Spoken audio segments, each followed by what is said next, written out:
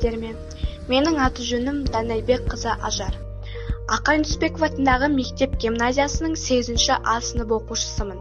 Бүгін мен сіздерге Алматы облысы Кеген ауданы Қарабұлақ округіне қарасты Жаманбұлақ атты жерден табылған 1500 жыл тарихы бар жәдігер балбалтасымыз туралы сөз етпекпін.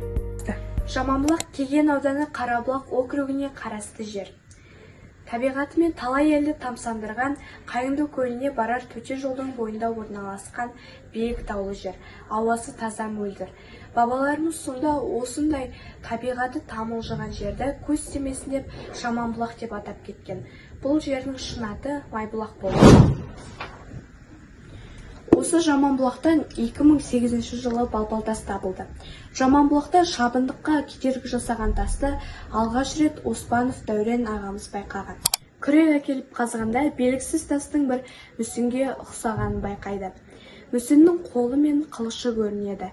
Дәурен бірден құнды жәдігерді тапқанын түсініп, су әкеліп мүсіннің бетіндегі топырағын жуып тазалайды. Міне 1500 жылдан аса жатқан бабаларымыздың көне тарихи балбалтасы осылайша қазіргі ұрпақпен қайта көрісті.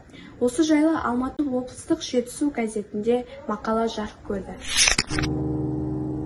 Осы табылған жәдігерді Оспанов Дәурен, Ақжанов Тоқмұхамед және Сәрсенбай Болат ағаларымыз Ақай ауылындағы Ақай Нүсіпбеков атындағы мектеп гимназиясындағы мұражайға табыс етті. Енді балбалтасқа келсек. Балбалтастың ұзындығы 155 см, ені 32 см, қалыңдығы 12 см-ді құрайды.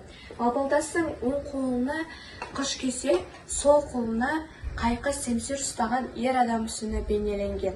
Мен түркі ұрпағы жау болып келсең қылышы міне, дос болып келсең ұсынатын дәмі міне деп айтып тұрғандай. Тастың артқы жағында 3 түрлі әріп бейнеленген: Қ, Л, Т. Көне түркі жазуымен солай оқылады. Бұл балбалтас басқа балбалтастардан өзгеше жасалынған. Бас жағына келетін болсақ, басы жүрек пішінде жасалынған.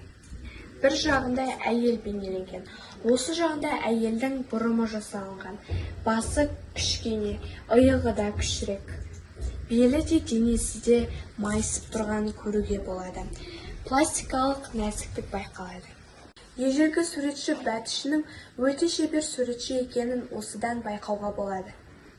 Балбалдың екінші жағы ер адамға арналған. Басы ірілеу, оң жағында құлағы бейнеленген. Ер адамның сақалы бар. Кеудесі иықты келген, қайратты екені көрініп тұр.